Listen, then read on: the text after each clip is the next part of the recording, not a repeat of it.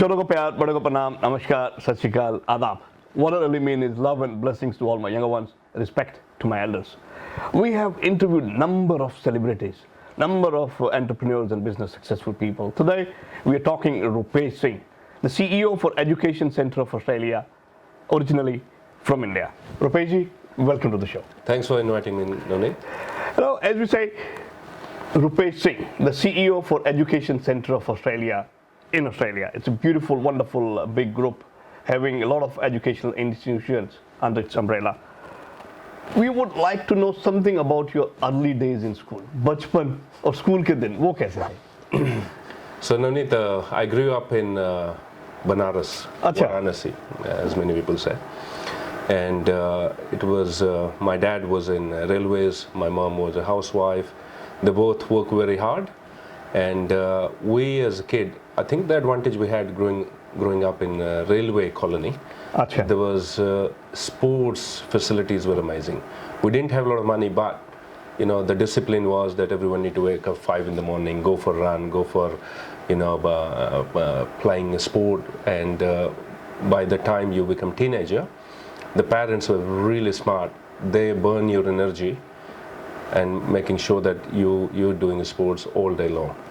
So that's how I grew up, and so my brother, my sister, we all were kind of professional. We started playing professional sports, apart from just education, and that was the culture in the whole suburb. So it was just a lot of fun, doing a lot of sports, and of course education as well. Yeah. So multi-talented kid. That as I said, there was no money, but however we had beautiful memories of that time. Every day 4-5 hours of a sport, that was part of the culture, and that really helped me all along. Yeah, I think playing sport does not help you physically only, mentally as well. Brings you to a level where the competition is there and how you have to succeed. Correct. I think the sports is so important, and I'm a big promoter of sports and health, and it teaches you all the positive, remain positive all the time, and you learn to fight, you learn to compete, and I think that's very, very important. Even for the generation right now, there's less outdoor, and I think we need to promote our kids to go. I think the time when we were growing up, it was the parents who used to drag us back at home, but now it's vice versa. It's we have to drag the kids out of home. True. Yeah, no, the outdoor was great. I think we spend more time outside rather than at home. So was Rupesh a naughty kid? Not really, actually. I must say I was a bit shy in my school days, and there was a culture of respect, so always respect to elders. So because of that culture, no, I wasn't naughty. I wasn't naughty, no. So out of the 3 siblings, so you were the most gentle one, was it? No, my sister was the most gentle. Her sister was the most gentle and my brother was notorious. You came as an international student to Australia. Why and how did you think about Australia to start with? So what happened, Navneet, after year 12, and what happens in India, so when you're in year 10, you start preparing for IITs or MBBS, right? So I was studying 12 to 14 hours a day. Still very nervous that whether I will get entry to IITs. And so I started losing confidence like many other Indian kids. By the time I went to year 12, then I was selected in all India basis entrance exam. They only select 80 students from all over India, and it was a fire station officer position. Fire station officer. Which I had no plans, but because I was so nervous that I would probably not get selected in IIT, I just took the opportunity. My parents were so against it because no one had any clue that what this fire station officer training is. But when I went there, I was selected, and I called my dad. He came, and I convinced him that while doing this training, I will still study for IIT. So then on that condition, he allowed me, to go for the training. So after I completed my training, I was posted in Gandhar, which is a place in Gujarat, and it has 1,200 oil wells. It's one of the largest is Asia's largest crude oil facility, Gotcha. processing facility. You know ONGC, right? So I was employed there for a year, and from there then I was headhunted by SR Group. So Mr. Shashi Ruya, he put up a plant in Surat. It's a steel company and oil and power and shipping. So I was headhunted there, and I joined there. And I became very interested in IT. Those days were really 486 computers, as you know. Right? That's right. That's right. So I started doing all that. I was the youngest, so probably my boss said, "Look, are you interested?" So we were implementing a very large IT system to manage fire systems within the. Achha, that was still a part of the fire system. Correct. Right. It was a big implementation on connecting all the fire sprinklers in the main control room. So I did that, and then University of Wollongong was doing a seminar In India. in a hotel, and I attended that with one of my friend, and we were given on-the-spot admission. And you can imagine, coming from Banaras, no one goes abroad. That was like, no one actually dream even in our city that you can go to Australia, a country like Australia. So I was very happy, and it was an IT course I took. So my friend actually was from Gujarat, which is much more sophisticated. His bank loan was approved very quickly. I had to go to my bank in my city, and very conservative, didn't get the bank loan through. But from there then I went to my boss where I was working. Mr. Ruya. Not with the new organization. You don't get access to Mr. Ruya, right? He's one of the top 10 rich guys, right? And so I went to the vice president in my company, and after 10 days, you know how bureaucratic Yes. some of these places are. I said, "So can you sponsor me to go to Australia?" He just looked at me and basically, tell me off, right? Yeah. So then me and my friend I was doing night shift as a fire engineer at the time, and we went to his office in Mumbai from Surat, 4 hours train journey after night shift. Right. And I was waiting all day, and the secretary basically just laughed at me that I was a little employee in his multi-billion-dollar organization, and so didn't get a chance to meet him. Came back, did the night shift again, went back again next morning. So you were consistent in following it up. Yeah, so 3 days, 3 nights, no sleep, and I was there every day. And then day 4, we decided, actually, I went to his house. Okay, so then you decided, rather than going to the office, to his house. Correct. So we left a note there, and then when we came back, they had a massive IT department, and they said, "Sir, want to see you."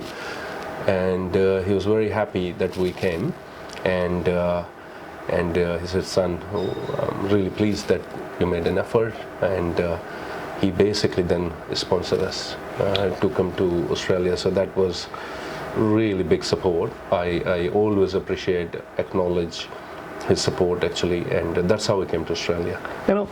What a brilliant story of success that started with the consistency, the follow-ups, thinking outside the scale. Normally at GEMCO we say dream big, achieve big. So you are a true example of dreaming big and achieving big. You have similar story. You came as an international student as well, so you probably can connect to this. That's right. So you came to Australia as a student studying IT. How were the initial days? So, and probably my story is no different to any other international student story, right? So, from the airport, and probably it's our fault, we didn't plan really well, and because of lack of information maybe. When I was coming to Australia, I thought it is going to be like snow everywhere. I had that image of Australia, right? So we brought a lot of unnecessary stuff, and from the airport, didn't know where to go, to be honest. Didn't arrange accommodation from my uni, and we had only very little money to support. So anyway, we had a very distant relationship. One of my friend actually. So we stayed at Vimal Roy house for 3 days, and that was a very big support, I must acknowledge. And him and his wife supported me. And then we went to uni after that. So, the first 3-4 days we nearly lost 80% of the money by putting deposit. No one was giving us accommodation because of no reference and things like that. And after that, the biggest challenge for any international student, I had the similar issues getting jobs. So when we came, it was 1998, and as you probably recall, it was all recession at That's the time, right.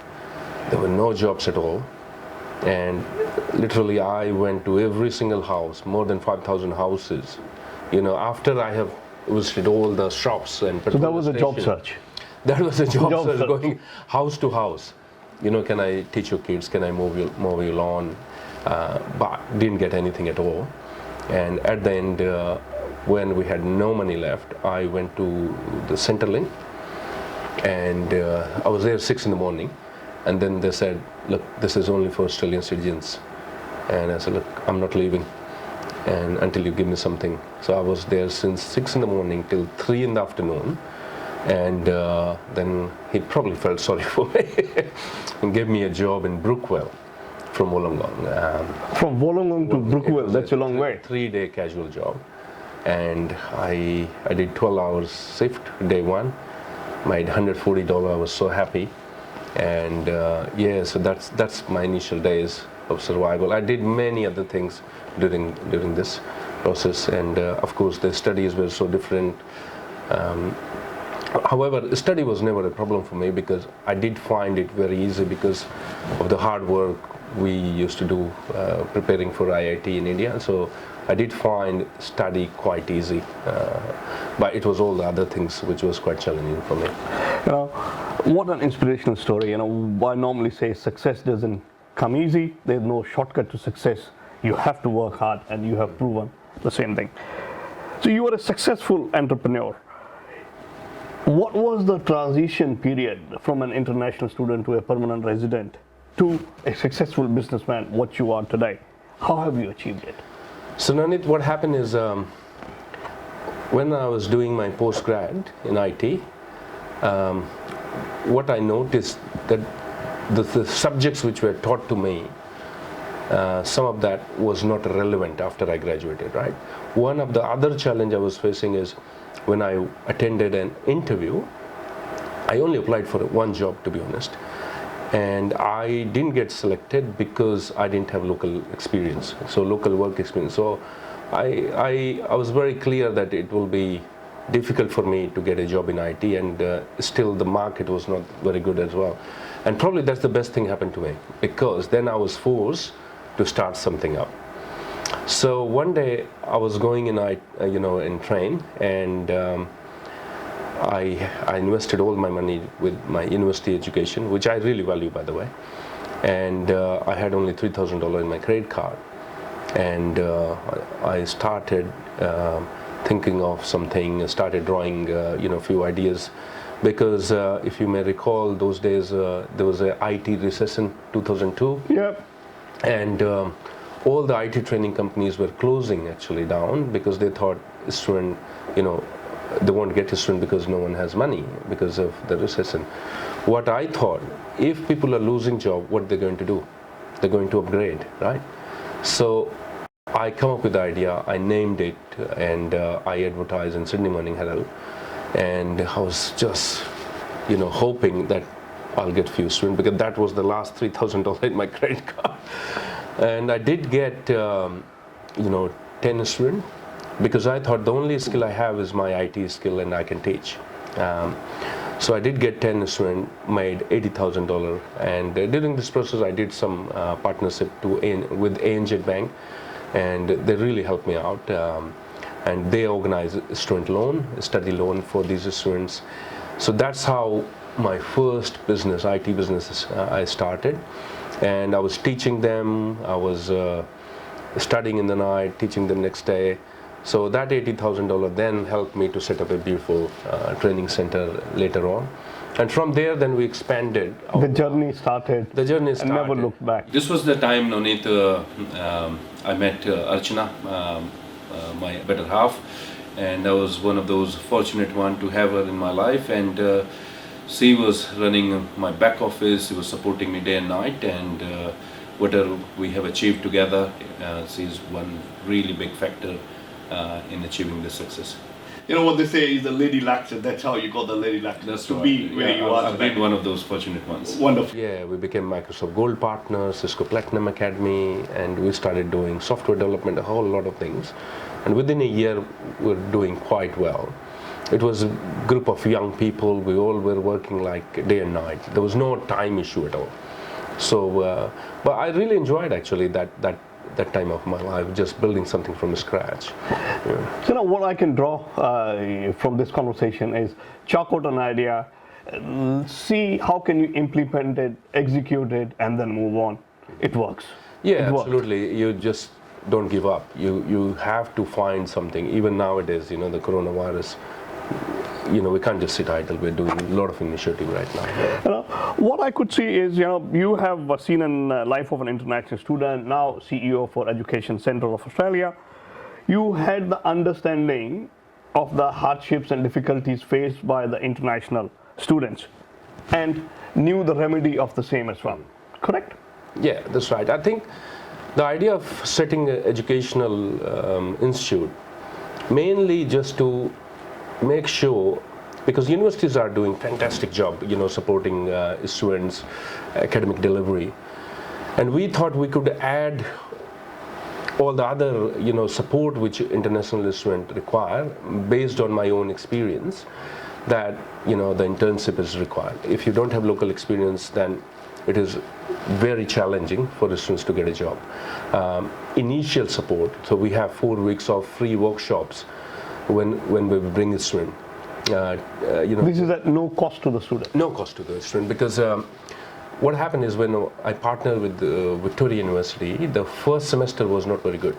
We had international students came, they failed a few the result was not good, and the biggest problem there was when they come midterm, week 5, week 6 was midterm assignment, and they were still struggling to find a job, accommodation, and so on. So then we now have 700 bed accommodation bed nationally. We then offer 4 weeks of absolutely free of charge a workshop, which is Australian workplace culture communication. Even if they are enrolled in IT course, we teach them hospitality, just Right. so that they can get. So you're preparing them Correct. for the groundwork and the job That's market. right. And we then set up, we have 15 people working full time in our internship department to make sure that these students are supported for casual jobs, these students are supported for the job placement or internship. We do 2,000 internship every year, and we have hundreds of employers in our books who really support our education model.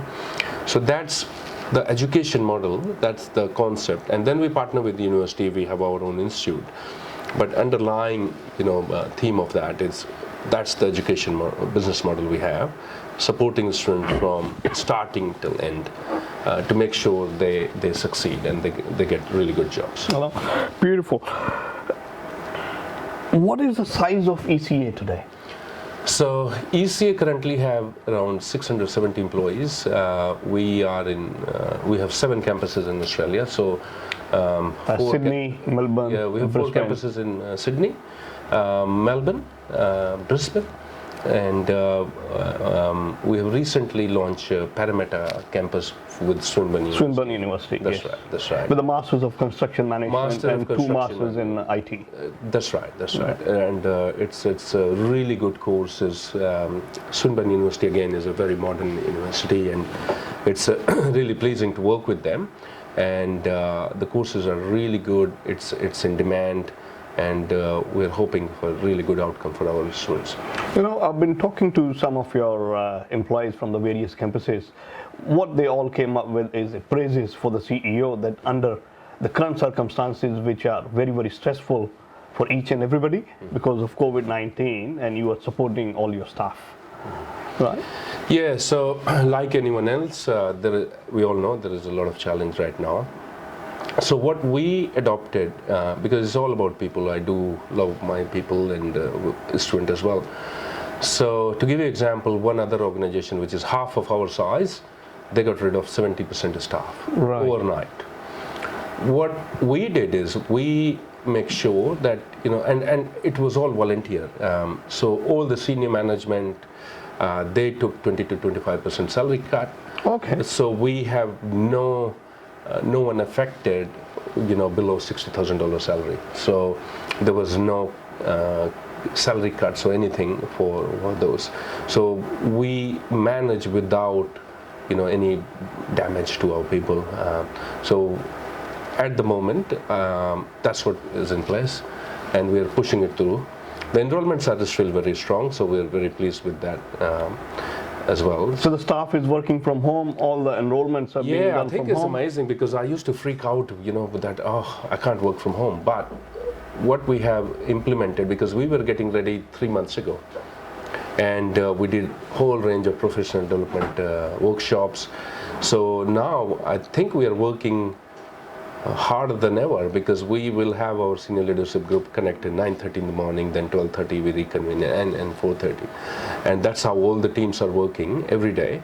So we a lot of good things are coming out of this as well, and we have adopted to this work from home, remote learning. All our colleges have gone remote learning, and we, in initial weeks we have very positive feedbacks, and we invested in Canvas online platform a couple of years ago. So we were ready for online anyway, and now we use technologies like Zoom and Microsoft Teams. So yeah, it's working really well actually, and we're getting more things done because there's no travel time, and yeah, so we're really enjoying.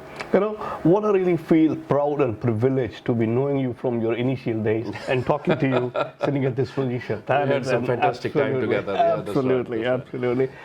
With ECA during the COVID-19, what I have understood and learned, there are few additional activities being done, like yoga and dance. How did the idea pop up?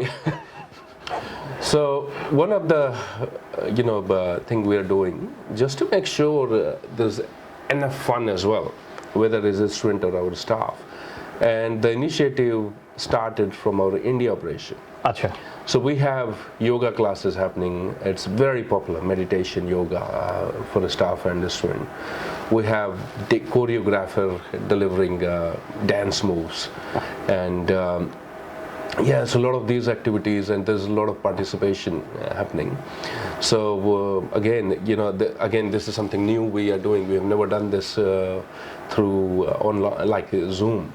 So now we are sourcing all these activities from all around the world to make sure that our people are healthy and safe, and yeah, so it's a de-stressing exercise. That's right, for that's all right. those. That's right.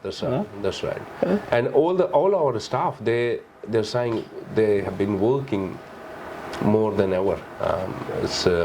For working from home is they're putting a lot of work actually right now. Well, great. What are the future plans? Expanding to other cities? I think before we go there, it's important to mention what we're doing for our students during this time. Right. So the strategy what we have developed is, as you know, probably international student require two things, very important right now, is the job and also the food, basically.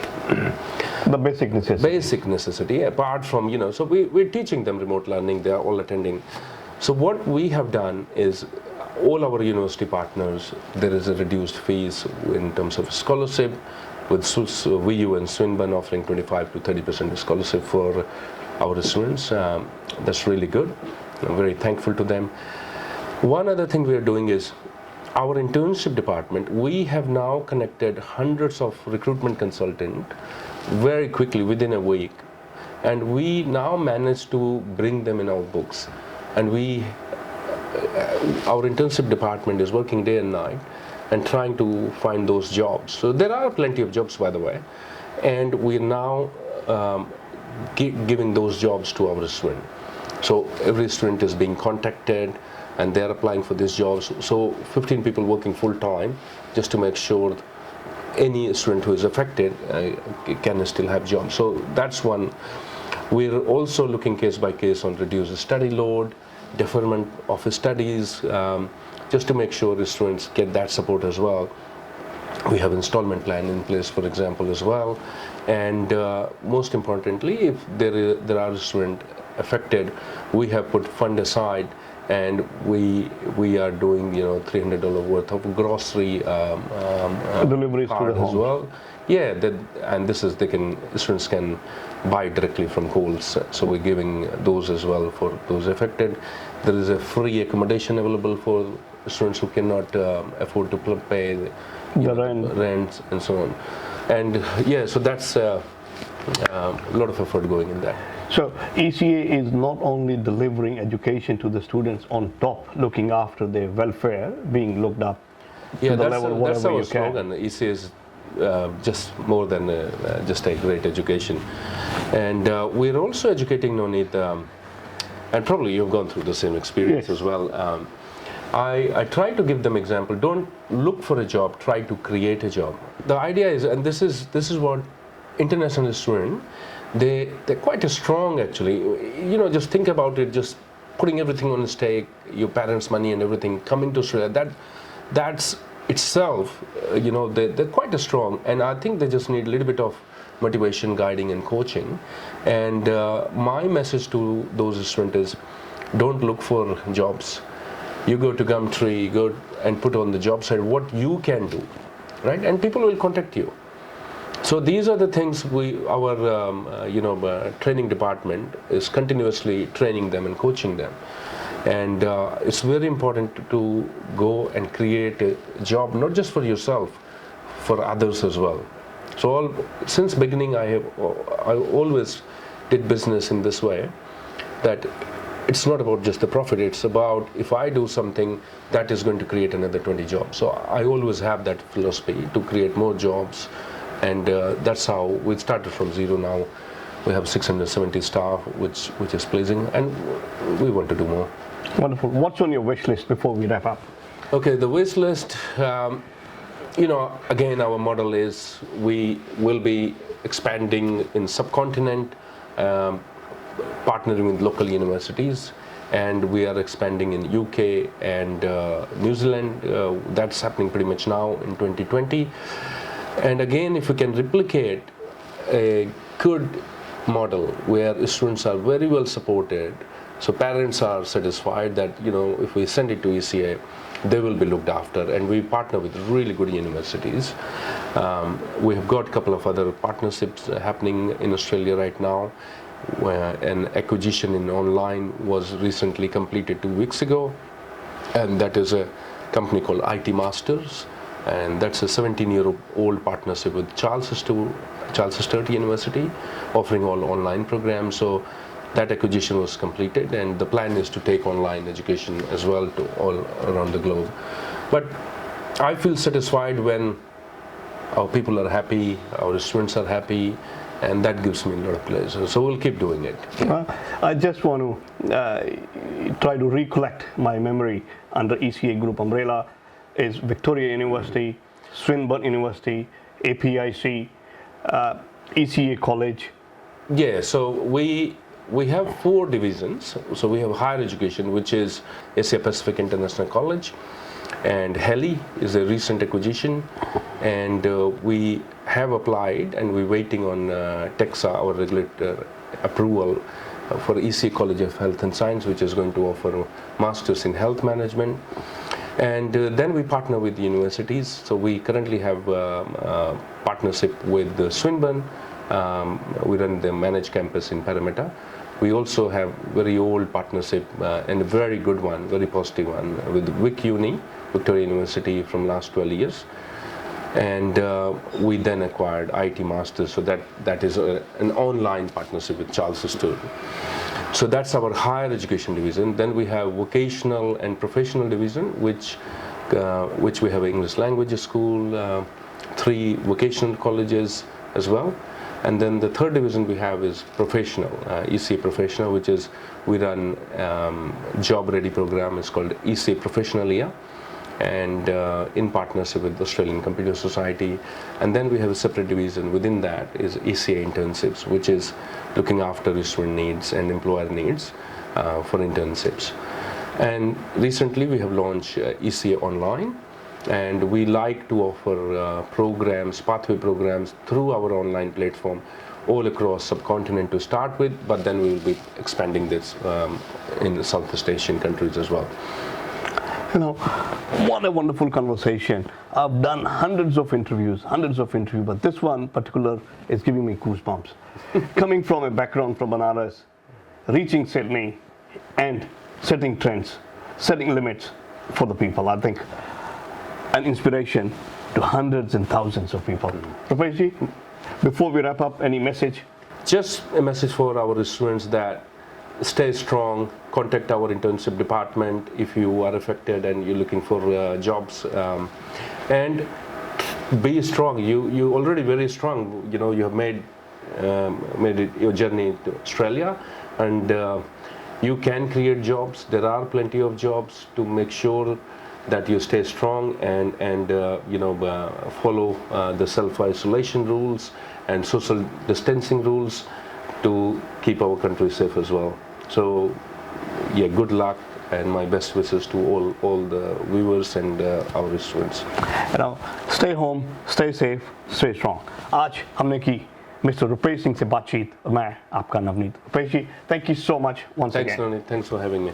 One-stop answer to your Australian education and visa matters. Gemco Sydney. Dream big, achieve big.